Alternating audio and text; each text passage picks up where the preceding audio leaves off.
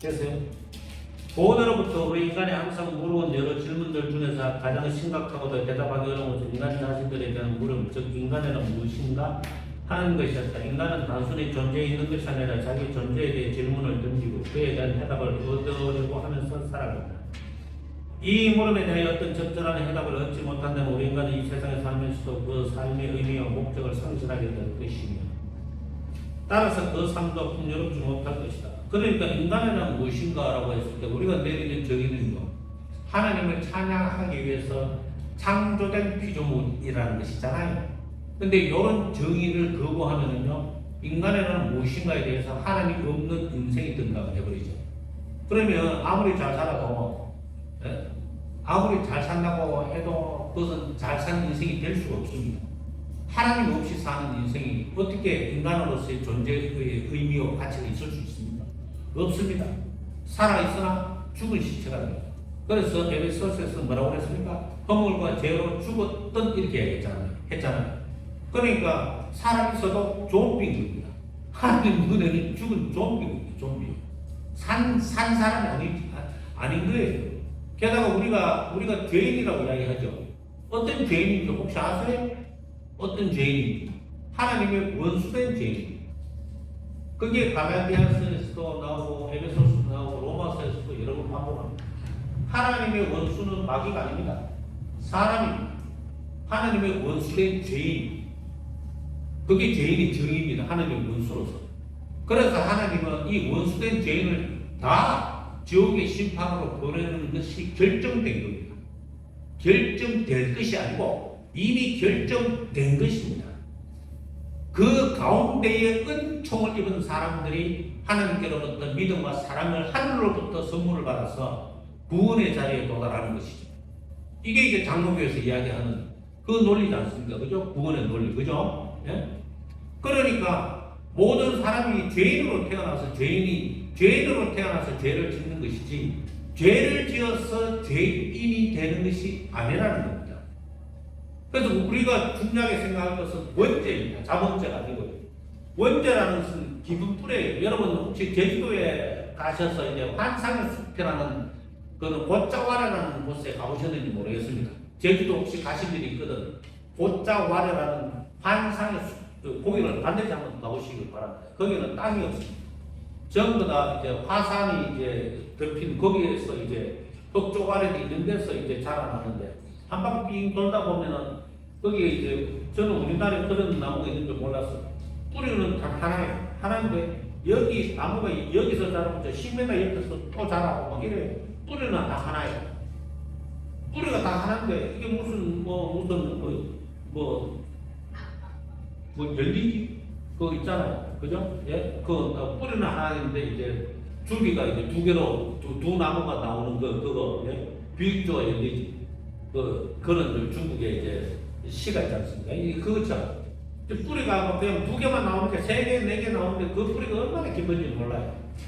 그래서 나무를 아무리 잘라도 소용없어요. 또 나요, 그냥. 그러니까 원죄가 뿌리예요. 원죄가 깊은 뿌리예요. 원죄가 깊은. 우리가 죄를 용서받는다는 것은 자본죄를 용서받는다는 게 아니고 원죄를 용서받는다는 의미가 되는 거죠. 원죄를 용서받아서 더 이상 죄인이 아닌 게 되는 겁니다. 의인이 되는 것이죠. 어려운 행실을 해서 어려운 게 아니고 하나님께서 죄를 간과하시고 기억하지 아니하시고 죄를 못 본 척 하시고 죄를 다시 생각하지 않아 주셔서 의인이 되고 거룩한 사람이 되는 겁니다. 히브리서에서 그 말씀이 나옵니다. 거룩하다는 표현이 나옵니다. 거룩하게 된 자들이라는 표현이 나와요. 예? 의인이라는 표현이 된 자들도 나오지만 거룩한 자들이라는 표현이 나옵니다. 우리의 행실로 성화되는 게 아니고 주님께서 거룩한 자들이라고 칭해 주시는 겁니다. 그러니까 원죄가 없어지지 않는 이상은 우리가 사는 동안에 자본죄는 계속 나옵니다. 계속. 예를 들어 하나 고치다 칩시다. 나는 앞으로 거짓말을 안 하게 되었다 칩시다. 예? 사실 거짓말을 안 한다는 거짓말은 참 듣기 민망하죠. 예? 거짓말을 어떻게 안 할 수가 있어요? 거짓말을. 나 예뻐 이렇게 얘기하면 예쁘다 그래야지. 그러면 예쁘다고 얘기 안 하다가 맞아 죽을 일 있다. 여보 나 멋지지 근데 뭐라 카노? 그 소리 하면서 이러면은 이씨 싸움 나는 거지. 그럼 막 칭찬 거짓말을 해서라도 칭찬해줘야 돼요. 아니 현지인이 제대로 일 못하는 뻔히 아는데 그렇다고 노다지 뭐라 하면 없잖아요. 노다지 뭐라 하면 걔도 스트레스 받아요. 예? 가끔씩 뭐라 하고 니 정말 잘한다 거짓말로 속으로는 천불나지만 야 잘한다 해줘야 될 거 아닙니까? 그런데 그것도 일단 거짓말이잖아요. 사실과 다른 거니까 내 생각과 감정과 다른 얘기가 하는 거니까. 근데 어쨌든 거짓말 안 한다 칩시다. 그럼 거짓말 안 한다 치면 욕을 안 합니까? 그럼 욕을 안 하는 이 새끼 저 새끼도 욕이잖아요. 저 욕 잘해요 저요. 정말 욕 잘해요. 저 성경하면 막 10월달에 욕하고 막 그래요. 어? 목사님도 공부하다가 이런 이씨 뭐 그럼 뭐 욕도 안 한다 칩시다. 급발진하는 혹시 화가 급발진 하시는 분 안 계십니까? 예? 내가 화를 안 내야지 하는데 화라는 게 이제 과정을 거치는 게 아닌 경우가 많잖아요. 내가 지금 화를 낼 타이밍이 아닌가? 이거 고민하고 화를 내는 사람이 있어요? 예? 이거 고민하고 화를 내는 사람은 그 사람 아주 대단한 사람인데 자기가 완전히 조절한다는 거잖아요. 화낼 것을 조절한다는 거잖아요. 저는 조절이 안 돼요. 조절 안 되면 급발진 해가지고 일단 화가 나고 난 뒤에 후회가 막 되기 시작하는 배로 말하자. 이미 뭐 화가 났는데 뭐 화내가 이미 욕하고 날 짱짱 버렸는데 어떡하나. 이미 화가 났는데 아니 그걸 어떻게 하란 말이에요 그걸. 그 제가 이거를 이제 남욕을 되게 많이 했거든요. 그게 어릴 때부터 하도 우울하고 불행하게 살다 보니까 뭐 아는 것도 없고 하니까 남욕하는 마음으로 할 말이 없더라고. 근데 그걸 설교할 때는 뭐다시 남욕을 하는 거야. 이런 목사님이 있다고 소리는 하고 막 이러니까 성도들이 그것도 한두 번 들어야 신선하지. 자꾸 들으면은 목사님은 맨날 강대상에다가 남욕만 한다 이렇게 될 거 아닙니까? 그래서 저도 이제 그걸 고치려고 이제 돌멩이를 한번 어떤 목사님이 돌멩이를 한 몇 년 물어가지고 더 이상 남욕을 안 하겠다고 하시길래 저도 한번 시범으로 돌을 이렇게 깨끗하게 작은 돌을 깨끗하게 씻어가지고 입에 또 물었어요. 한 3일 지났는데 이 덕주가리가 아파가지고 식지를 못하겠다. 그 차라리 남욕하고 말자. 이 도저히 못하겠다. 그러니까 우리 성도들이 완전히 심각성을 생각하지 않고 자꾸 자본대로 자기를 정죄를 해요. 네? 목사인 내가 이래서가 되겠나? 선교사인 내가 이래서가 되겠나? 사모인 내가 이래서가 되겠나? 안 될 이유는 또 뭐예요? 그러면 안 될 이유는 또 뭔데? 뭐 내가 뭐 잘 절제하고 살면 좋지만 절제하고 살지 못하니까 성령의 열매가 절제가 들어가 있는 거 아닙니까?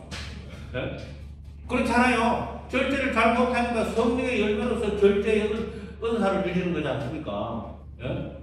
그러니까 한번 생각해 보세요. 그러면 이것도 안 하면 나쁜 짓은 안 했다 쳐. 그러면 양선을 안 하는 건 죄 아닙니까? 선을 베푸는 거예요. 선을 행할 줄 알고도 행하지 않는 자는 죄인이라 이렇게 해야겠잖아요. 그렇지 않아요? 선을 행하지 않는 것도 죄입니다. 남을 도와주지 않는 것도 죄고요. 가난한 자에게 예를 들어 야곱에서 그 말씀 나오잖아요. 배고프다 그러는데 가서 빵 사 먹어라. 이렇게 말하는 게 죄라고요. 그런 이게 행함이 없는 믿음은 죽은 믿음이라 그러잖아요. 잘하는 도다 귀신도 믿고 떠느니라 그렇게 얘기하지 않습니까? 귀신도 믿고 떠는데 귀신도 예수님을 믿고 떠는데 그 믿음 얘기하면 안 되지. 그래서 인간은 무엇인가라는 이 정의에 대해서 성경은 죄인이다. 그리고 그 죄인이라는 그 근거는 원죄에 있다는 그 사실을 깊이 생각하잖아요. 자본죄를 가지고 자꾸 자기를 짓누르면 안 됩니다. 그거는요. 자기 스스로 정죄 구정에 빠져 마귀의 유혹에 빠지는 거예요. 마귀가 참수하는 자라는 별명을 가지고 있잖아요. 그게 하나님한테 참수하는 게 아니에요. 우리한테 와가지고 너 그래가 되겠어? 네가 그런 것도 네가 뭐 목사야? 네가 그런 것도 선교사야? 그냥 뛰내라. 때리쳐? 뭐 이런 거 있지 않습니까? 그러니까 그렇게 자꾸 이렇게 압박을 주죠. 마귀가요. 그리고 그 자본주의에 대해서 이렇게 우리가 이제 주의를 기울이는 것은 대단히 불행한 일이다라고 우리가 말씀드릴 수밖에 없는 것이죠. 그래서 성도들을 가르칠 때 이런 일에 빠지지 않도록 하는 것이 굉장히 중요한. 그게 아니고 회개하라 그걸 가르치는 것이 훨씬 맞는 말입니다. 예수님께서도 그랬잖아요. 회개하라. 천국이 가까이 왔는데. 또 다른 말씀도 있죠. 회개의 세례를 전파하는. 그 다음에 또 있죠. 회개하지 아니하면 너희도 이와 같이 망하리라. 너희의 죄가 너희 하나님께로부터 오는 너희의 은혜와 너희에게로 오는 은혜와 복을 가리우느니라. 이렇게 말씀했잖아요. 이사야서입니까? 예레미야. 뭐 그렇죠? 네? 그러니까 회개를 해야 왜 우리 목사님들이나 선교사님들이 이렇게 하면 상관이 없다고요? 복을 빌어요. 성도를 위해서. 응답이 잘 돼요? 잘 안 되죠? 아니 목사님이나 선교사님들이 성도를 위해서 주여 저 사람에게 복을 내려 주시옵소서, 은혜를 내려 주시옵소서, 병을 고쳐 주시옵소서, 주여 형편이 펴지게 해 주시옵소서 기도하는 응답이 잘 안 와. 희한하게 응답이 잘 안 와. 근데 하나님 아버지 저 인간을 한 대 때려 주십시오. 엎어져가 코피 터지게 해주십시오. 병 걸리게 해주옵소서. 벼락이 떨어지기를 원하나이다 하면 응답이 얼마나 빨리 오는 것이에요. 제가 뭐 벼락 떨어지라고 기도하는 사람 응답 진짜 빨리 와요. 왜 그런지 아세요? 이유가 왜 그런지 아세요? 네? 이유가 너무 간단해요. 우리가 복 받을 짓은 잘 안 하고 벌 받을 짓은 정말 많이 합니다. 맞죠? 벌 받을 짓은 무진장 많이 하는데 복 받을 짓은 잘 안 해요. 감사도 안 해, 회개도 안 해, 또 이렇게 선도 잘 안 베풀어줘, 다른 사람에게 관용과 용서도 안 베풀어주고 이해도 안 해줘, 다른 사람을 미워하고 증오하고 악감정만 계속 마음속에 쌓아놓고 있어. 그런데 너희가 남의 죄를 용서하지 않으면 나도 너희의 죄를 용서하지 아니하리라 이렇게 예수님이 말씀하셨는데, 그런데 뭐 저주 내려면 빨리 받지. 자기는 회개도 안 하니까, 감사도 안 하니까.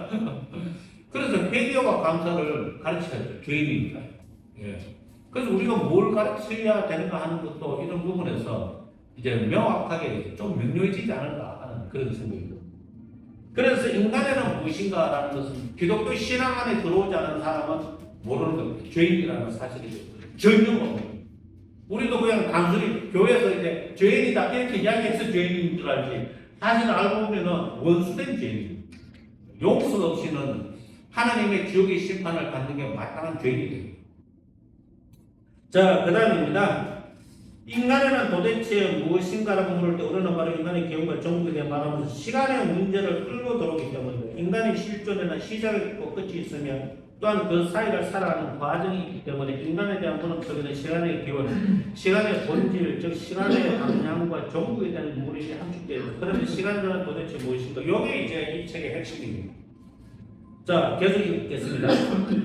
이러한 질문에 대답하라고 할 때 우리는 자신들을 무력하면 한탄할 수밖에 없다. 아마도 진작에 시간의 문제를 생각하지 않는 자는 의심되는 고백과 만일 아무도 나에게 묻지 않는다면 나는 시간이 무엇인지 알고 있습니다. 그러나 나에게 묻는 자가 있어 그에게 시간을 설명하려고 하면 나는 모릅니다. 라는 말을 반복하게 될지도 모른다. 우리가 알고 있는 것 같다는 실은 모르고 있는 것이 시간에 대한 문제인지도 모른다. 왜냐하면 시간에는 우리가 그 깊이를 이해할 수 있는 신비이기 때문입니다.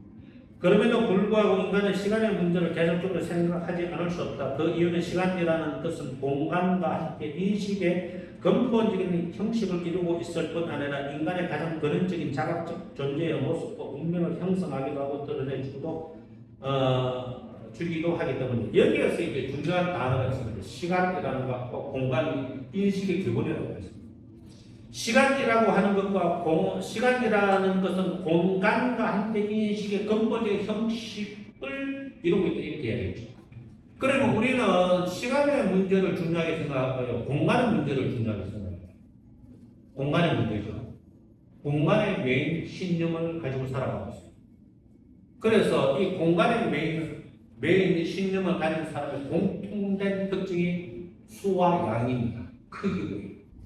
큰 교회, 많은 성도, 많은 재물, 공간의 신념이 사로잡힌 사람은 이런 걸 추구하게 되어 있습니다. 이런 걸. 큰 교회, 많은 성도, 많은 헌금, 많은 재물, 많은 업적, 이런 거 생각합니다. 그래서 어떤 분들을 보면은 저는 거짓말으로 확신하는데 교회 청교를 개척했다고 이야기하시는 선교지에서 그런 분 계시더라고요. 청결을 개척했다는 말을 그냥 한 90%는 뻥으로 알아듣고 100개만 하고 관리가 됩니다. 100개만 5개 이상만 넘으면 관리가 됩니다. 5개도 많지 않나요? 예? 한 3개쯤 돼야 뭐 주일 하루 종일 뺑뺑뺑 돌아야 될걸요 아마. 그죠? 3개만 돼도 하루 종일 뺑뺑 돌아야 되는 거 아닙니까? 그러면 일주일에 한 번도 안 가면서 무슨 교회를 개척했다는 거예요, 그게? 예? 그러면 5개, 10개쯤 개척하면은 한번 생각해보세요. 거기에 뭐 현지 사역자가 돈다 칩시다. 그럼 현지 사역자 요즘에는 뭐 페이를 얼마나 드리는지 모르겠는데 뭐 한 200불, 300불 준다 칩시다. 10개만 3,000불인 줄 알았습니다. 무슨 돈이 있어서 그렇게 하는 거예요? 1,000개를 했다고요? 장난하나. 그 모르는 이제 실제적인 감각이 없으신 목사님들이 잘 쏘가. 너무너무 잘 쏘가. 어떻게 그렇게 어리석을 정도로 순진한 건지, 바본지, 얼마나 잘 쏘는지 몰라. 막 감동을 받아가지고는 막 어쩔 줄은 몰라요. 정신병 걸리는데. 아니, 한국에 계신 목사님. 그러니까 사실 제자를 키워내는 것만 해도 정말 어렵지 않습니다. 제가 그래서 한국에 있는 큰교회 목사님들 하나도 안 부러워합니다. 왠지 아십니까? 예를 들어서 목사님이 이렇게 큰 교회 10,000명 모이는 교회에서 이제 목회하다 은퇴하시는데 제자는 몇 명이 모르면요 아무 말도 안 해요. 한 명도 없는데 뭘 말을 해요? 예? 한 명도 없어요. 예를 들어 부모하고 자식은 천륜이라 그러잖아요. 하늘이 내려준 인연이라 그러잖아요. 그렇죠? 스승과 제자도 천륜이라 그래요. 하늘이 맺어준 인연이 스승과 제자예요. 제자는 스승을 버리는 법이 없고 스승과 제자를 버리는 법이 없어요. 그런데 뭐 목사님한테 했다고 버리면 그게 뭔 제자야? 그 제자는. 그게 뭔 제자야? 그러니까 예수님은 제자를 삼아라 그랬지 청중을 모아라 그런 소리 안 하셨거든요. 그렇죠? 예? 예수님의 따지면 두세 사람이거든요. 두세 사람이 내 이름으로 모여진 곳에는 나도 그들 중에 함께 있는 데를 그렇게 말씀하셨잖아요. 두세 사람. 그리고 예수님께서 70인의 제자들을 둘씩 짝 찍어서 전도하러 보낼 때 2명씩 보냈잖아요. 2명. 3명 아니에요. 2명이에요. 왜 2명이죠? 요것도 참 재밌습니다. 고민해보면 3명이면요. 2대1 되면 전도 포기해버려요. 수적으로 밀리잖아요. 2대1 되면요. 예? 4명이면요. 둘씩 짝지어서 패거리 싸움이 일어날 수가 있어요. 그 2명이면요. 한 사람은 갈락하고 한 사람은 머무르려 그러면 안 돼. 무조건 억지로 따라가야 돼. 나머지 한 사람은 나가고 될 수가 없어. 그래서 이거는 이 숫자 자체가 절묘해요. 둘씩이에요. 둘씩. 3명도 안 되고 4명도 안 되고 패거리도 안 돼. 딱 2명씩만 가야 돼. 딱 2명씩만. 그 예수님의 숫자는 둘, 아니면 둘, 셋, 그리고는 또 12. 그 제자들 중에 12명을 뽑아 사도로 칭하시니 이렇게 했잖아요. 그 제자는 누구보다 훨씬 더 많았죠. 70인 전도대가 다 제자였으니까요. 나중에 120분들도 제자였고, 그죠? 예? 그랬지 않습니까? 근데 사도 바울까지 합쳐서 13사도가 되는 거죠. 그렇죠? 마태아는 투표로 이렇게 제비뽑기로 뽑은 사람이거든요. 그러니까 그런 걸 생각을 하면은 예수님의 숫자는 둘 아니면 둘, 셋, 그리고 또 12명, 또 아니면 사도 바울 하나?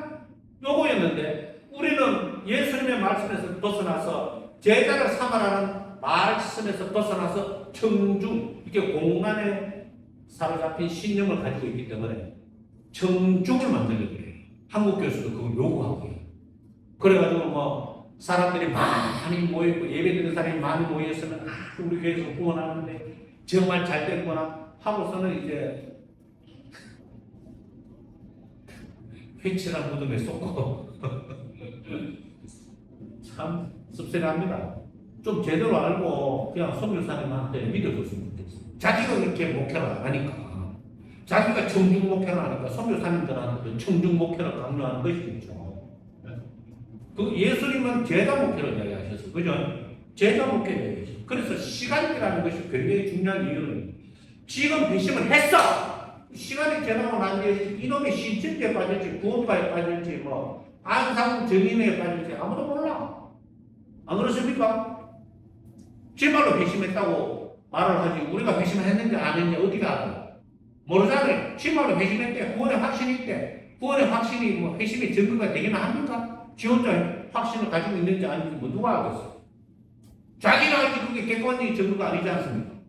예? 구원의 확신이 있으니까 구원 받는데 구원의 확신이 있다 하고 신천지 잘못 받아라. 구원의 확신이 있다 하고 신천지 다 가지래. 이단에 빠진 사람 치고 구원의 확신이 없는 사람 맞습니까? 없어요. 다 구원의 확신이 있다. 이단으로 가더라고요. 네. 그러니까 이제 이 시간이라는 이 관점을 우리 스스로도 봐야 돼요. 내가 시간이 흘러갔을 때에 내가 데마라는 사람이 될 건지 바울이라는 사람이 될 건지 마지막 순간까지 예수님을 믿고 의지하고 마지막 순간까지 주님의 이름을 부르면서 별세를 할 건지 아니면 마지막 순간에 예수님을 정신을 헷가닥해가 부인할지 그거 모르는 겁니다. 치매 걸리지 않도록 기도하셔야 됩니다. 혹시 주님이 제가 치매가 오더라고 예수님을 부인하지 않도록 하여 주시옵소서. 그거 아무도 모르는 거예요, 사실. 그래서 성경을 저는 많이 읽은 것이 저는 좋다고 이야기하죠. 왜냐하면 이 앞에 머리를 뭐라고 하지? 전두에 되는 성경 읽으면 전두이 발달하고 그럼 치매가 온 거예요. 네. 우리 고해가 열심히 드셔야 돼요. 혈압이 있으신 분은 고지혈증약도 드셔야 되지만 성경을 열심히 읽는 거 그게 굉장히 이제 중요하다. 네, 저는 그렇게 생각합니다. 그래서 유튜브 너무 들여다보지 마시고 성경 아니 그 성경 이제 앱으로 성경이 듣는 거 예? 이렇게 찬송과 찬양 이런 거 듣지 말고 성경을 들어요. 성경 한 개를 듣고 한 개를 흘러가 콩나물이 이렇게 물이 싹 빠져나가도 콩나물이 자라는 것처럼 말씀이 한 개로 듣고 한 개로 흘러가지 않을 거라 구석에 믿고 뭔가 쌓인다 생각을 믿고 말씀을 들으십시오. 저는 그래서 시간이라는 요 신념을 가지고 있어요. 시간이라는 것이 굉장히 중요합니다. 그러니까 고린도 교회가 그 죽도록 싸우다가 예? 이제 AD 이제 100년 가까이 될 정도로 사도 바울도 다 이제 별세하고 그때까지 싸우다가 없어졌어요. 교회가 없어졌다. 그러니까 한번 싸우기 시작하니까 예? 없어질 때까지 싸우더라고요. 없어질 때까지. 또 소아시아교국 교회도 빌라델피아 교회나 이런 교회도 예수님 그때 칭찬을 맞이하지 않았던 서머나 교회 빌라델피아 교회는 이 사람이 들어오니까 없어져 버린 거예요. 이 사람이 나와서 다 없어졌어요. 그러니까 시간의 위력 앞에서는요 아무도 장담할 수 없는 거예요. 우리는 자꾸 직관적으로 현재 저 사람이 아주 신앙생활 열심히 한다. 야 정말 성도답다. 모르죠. 지금 열심히 하는 거는 내일은 모르겠다. 이게 답이죠. 내일은 모르겠다. 내일은 물론 삐져가고 또 안 나올라나. 그런 생각을 하니까 마음이 자꾸 불안해져요. 마음이 불안해져요. 그 다음입니다. 이러한 시간의 일을 측량할 수 있고 계산할 수 있는 객관적인 시간과 구별할 주관적인 시간 또는 체험된 시간을 말합니다. 이렇듯 체험된 시간을 우리는 시간성이라고 부른다. 우리는 이 시간 체험 때는 적극적으로 때는 소극적으로 묘사합니다. 적극적으로 묘사하는 시간은 미래를 향해 나아가는 창조 성격을 가지고 있다고 말할 수 있고 소극적으로 묘사하는 시간은 돌아오지 못하는 과거를 척추하고 모든 것을 사라져 버리게 하는 것이라고 볼 수 있다. 그러나 분명한 사실은 한 시간을 적극적으로 보다 소극적으로 보다 그러는 시간은 항상 몸을 잡고 올라가고 있어 새 것을 이것이 되게 하고 있는 것을 사라져가게 하는 무상하고 무정한 단면이 있음을 부정할 수 없다는 것이다. 그 시간에 제한한 모든 것이 다 사라져요. 모든 것이. 사람도 사라지고 우정도 사라지고 심지어 믿음도 사라지고 뭐 다 사라지고 믿음과 또 하나님과 사람에 대한 사랑과 하나님이 지켜주지 않는 이상은 그것의 존재 자체가 없어요. 시간이 지나는 것입니다. 우리는 시간을 적극적으로 보면 미래를 향한 창조적 과정이라고 말한다고 하더라도 그것은 항상 창조성과 함께 붕괴와 상실을 수반하고 있다. 그러기에 시간의 창조적인 면을 주창한 과정창자 화이트 헤드의 시간의 계속적인 붕괴를 인정하는 것이다. 이러한 시간 체험은 식다르타로 하여금 재행 유상을 말하였고 식편 기자로 하여금 다음과 같은 시를 걸게 하였다. 우리의 세월은 한순서는 쓰러지고 말고 인생은 그대야 70년, 걸리기 좋아야 80년. 그나마 그이가 고생과 슬픔에 젖은 것, 나라가 덧없이 사라지고 말고 누가 당신 눈의 힘을 알 수 있으며 누가 당신 농의의 그 두려움을 알겠습니까? 우리에게 날수를 제대로 헤아릴 줄 알게 하시고, 그리고 시간을 바라볼 수 있는, 우리의 마음에 시간을 바라볼 수 있는 지혜에 이르게 하소서라고 말합니다. 여기서 서만용 교수가 시타르타를 인용하고 있는데, 이거 되게 재밌는 얘기입니다. 이게 왜 재밌는 줄 아십니까? 시타르타에 살아있는 연대를 보면요, 다윗과 솔로몬이 시타르타보다 천년 전에 살았습니다. 어떤 식으로든 영향을 미치지 않겠습니다. 다윗과 솔로몬 시대에 인도까지 갔던 유대인이 없었다. 시타르타라는 뜻이 깨달은 자라는 뜻입니다. 깨달은 자. 그리고 이 부처의 별명이 되게 많거든요. 부처의 별명이 되게 많은데, 세상 사는 삶의 지혜를 깨달은 자, 우주의 진리를 깨달은 자, 전부 다 그래요. 깨달은 자예요. 여기 전까지 여기 위키백과 쳐가지고 불교 치면은 그 내용이 깨달았다는 내용이 쫙 나와요. 우리는요, 아니 기껏해야 시타르타는, 기껏해야 부처는 인생의 지혜를 깨달은 자잖아요. 우리는 진리, 주일이 대신 예수님을 깨달은 자고요. 그 부처 따위는 아무것도 아닌 거죠. 부처가 뭐 말을 짓거리거나 말았다 아무것도 아닌 거죠. 사실은요. 그러면 우리는 뭐 이제 부처에 대해서, 시타르타에 대해서 이렇게 좀 뭡니까? 약간의 거부감 이렇게 필요가 없어요. 사실은. 이미 뭐 부처가 짓거린 얘기 중에 뭐 상당수가 뭐 다윗이나 솔로몬이 다 한 얘기. 더구나 소크라테스도 한참 전의 사람이에요. 한참 전의 사람. 시타르타보다 더 한참 전의 사람. 공자하고 부처하고 이제 연대가 거의 비슷하거든요. 근데 또 이제 소크라테스는 그보다 더 뒤에 사람인데, 자기가 이제 아덴이죠. 이 성경에 아덴에서 나오는데, 아테네에서 지혜 있는 자는 하나도 만나지 못할까 했는데, 소크라테스가 했는 말을 가만히 보면은 전부 다 자문에 있는 말씀이에요. 자문에 있는 말씀은 굳이 좀 뺏겼더라고, 보니까. 제가 소크라테스가 했는 말을 쭉 보니까. 또 시타르타는 이제 반성하지 않는 자가 서 있는 땅은 뭐 쓸모없는 땅이라, 그것은 이제 성경에 나오는 말이잖아. 회개하라. 그러니까 이 사람들이 어떤 식으로든 유대교의 율법을 배운 자들의 영향을 받은 것이 틀림이 없다. 그 뭐 천년이 넘는 세월을 통해서 그거 한번 안 간 사람이 있겠습니까? 눈발을 갔겠죠. 히말라야 산맥을 넘어가지고 뭐 이렇게 중국까지는 못 왔다 하지만 와서 좀 있지. 그건 모르는 거죠. 어쨌든 다윗과 솔로몬이 그 사람들보다도 천년 전의 사람이다 라고 하는 것은 굉장히 중요한 얘기라고 저는 생각을 합니다. 우리의 인간 존재가 이 시간성의 의미를 찾고 이해하기 위해서는 이 시편 기자처럼 우리의 날수를 제대로 헤아릴 줄 아는 지혜, 즉 시간 개념의 본질을 파악해주는 지혜를 얻어야 되고, 이런 우리의 노력에 통찰력을 전달해주는 철학자 신학자는 동아프리카에서 5세기 기에 그리스도교의 감독으로 있던 어거스틴처럼 많은 영향을 끼친 사람도 드물 것이다. 그가 자신의 보존론과 기타의 논한 시간론은 현대에 이르기까지 여러 시대를 통하여 지간 영향을 끼쳤다. 그래서 후스는 어거스틴의 시간론에 대해 다음과 같이 이야기했다. 어거스틴은 시간의 문제가 얼마나 난해한가를 예민하게 통감하고 있던 사상가이다. 그는 이 문제를 해결하여 그의 절망의 길을 헤매고 오늘날에 있어서도 시간의 문제에 관심을 가지고 있는 사람은 꼭 그의 고백록 11권 13에서 18장을 읽어봐야 합니다. 아무리 지식을 자랑하는 현대 사람이랄지라도 시간 이해의 문제에 있어서는 그 문제를 실험했던 이 위대한 사상가보다 더 깊이 있고 의미심장한 발전을 하지 못해. 카시르 역시 어스테노마가 서양 철학사에서 처음으로 시간의 문제를 포괄적으로 연구하고 노출한 사람이라고 말하였습니다.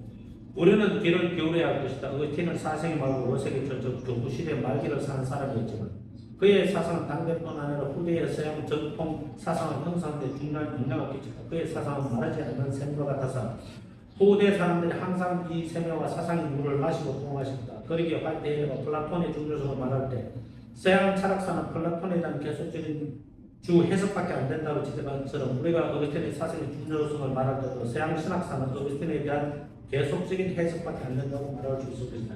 그런데 이제 고백록에서 어거스틴이 플라톤을 언급한 적이 있습니다. 플라톤이 가장 이제 무신론자 중에서는 이제 하나님께 가까이 있는 사람이라고 했어요. 고백록이었어요. 그런데 이제 어거스틴은 이제 플라톤의 12범주를 누구도 가르쳐 주지 않았지만 혼자 읽고서 깨달았다고 해요. 그리고 플라톤을 버렸다라고 해요. 왜냐하면 천국이 있는지는 알되 그리로 가는 길을 모르는 사람이었다. 이렇게 이야기합니다. 천국이 있는지는 알되 플라톤이 그 길로 가는 길을 모르는 그리스도를 모르는 사람이었다. 이래서 플라톤의 사상을 버려버립니다. 플라톤이 이제 사고 철학하는 방법은 이제 가지고 와서 차용해서 썼지만 요것도 웃기는 게요. 플라톤의 저서는 헬라어로 기록되어 있었거든요. 헬라어로. 그런데 이제 중세기로 넘어가면서 어려운 헬라어를 배우려고 하는 사람이 아무도 없었어요. 그리고 전부 다 라틴어밖에 없었잖아요. 그죠? 근데 플라톤의 저서는 라틴어로 기록이 하나도 번역이 안 돼 있었고 아리스토텔레스 철학만 라틴어로 기록되어 있었어요. 그래서 중세기 스콜라 철학은 아리스토텔레스 철학 사고를 차용해 와가지고 씁니다. 토마스 아퀴나스를 비롯해가지고. 얼마나 웃깁니까? 이제 헬라어는 몰라가지고 이제 라틴어밖에 모르니까 플라톤은 없어지고 이제 아리스토텔레스만 남았던 거죠. 그 다음에요. 이렇듯 그리스도의 사상사에서 중요한 위치를 차지한 것들의 시간보다 그거 관련된 제 문제를 이해하는 것에 중요한 그런 자료들 덕이다 했습니다. 제가 다 읽지는 않겠습니다. 그 다음에 21페이지는 이 저서들 중에서 고백력과 신문과는 그의 시간 문제를 연구하는 중요한 자료가 된다. 전자는 주로 형 이상학적인 시간과 실존적인 시간을 다루고 있고 후자는 주로 역사적인 시간을 다루고 있다. 신문과는 역사적인 시간을 다루고 있다고 하고 있다는 거예요. 이제 본론의 두 번째 단락입니다. 들어가서 어거스틴 시간론을 간단히 약속하고자 한다. 첫째로 어거스틴에 의하면 시간은 하나님의 피조물과 함께 창조한 것이다. 그러니까 시간이 창조됐다는 것입니다. 시간도 피조물이라는 것이죠. 시간이 피조물. 그러면 시간이 있다는 증거는 뭐냐라고 하는 것은 뒤에 나오기 때문에 뒤에 가서 보면 될 것 같지만 미리 말씀드리면 변화입니다. 변화. 시간이 존재하는 이유는 변화에 있습니다. 여기에 뜨거운 물을 다 담아놨다 칩시다. 시간이 지나면 식어버리죠. 요게 변화잖아요. 그죠? 있던 것이 없어집니다. 뜨거운 것이 사라지고 차가운 것이 새로 생겼습니다. 요것이 변화입니다. 우리도 그렇잖아요. 시간이 지나가니까 흰머리가 생겼잖아요. 저도 흰머리가 생겼잖아요. 그죠? 네? 저 나이 이제 59밖에 안 되는데 흰머리가 이렇게 생겼잖아요. 그러니까 요게 시간이 존재하는 증거라는 거죠. 변화가 시간이 존재하는 증거라는 거죠. 그래서 이제 둘째로 시간은 결코 머물러 있지 않는 것이기 우리는 현재라고 하는 순간은 시간의 흐름 속에서 고정시켜 머물게 할 수 없다. 그 이유는 현재는 계속해서 과거라는 비존재의 집을 삼킴을 당하고 있고 따라서 시간, 즉 존재 인간의 실존은 불안정, 무상, 계속적인 궁극의 불안으로 특징 지어진다 했습니다. 그래서 시간은 결코 머물러 있지 않습니다. 과거는 이미 지나가서 없어졌고 미래는 아직 오지 않아서 또 존재하지 않습니다. 그죠? 현재는 지나가고 있기 때문에 또 존재하지 않습니다. 결국 시간은 존재하는데 존재하지 않는 것으로 존재한다. 이렇게 되는 거죠. 셋째로 시간은 분열과 분산을 의미한다. 미래, 현재, 과거라는 시간을 제2형태의 시간 안에 살고 있는 인간 존재 분산과 통일성의 결의를 실사하고 있다. 넷째로 시간은 일회성과 비반복성을 성격을 가지고 있다. 작년 5월달이요? 작년 5월달하고 올해 5월달이 다릅니다. 날씨도 다르고, 그죠? 달라져 있어요. 작년은 2024년 5월달, 지금은 2025년 5월달. 그러니까 반복이 되는 것처럼 우리가 착시를 일으키지만 반복되지 않는다. 예. 자, 오늘은 여기까지 하고 점심을 드시도록 하겠습니다. 수고하셨습니다.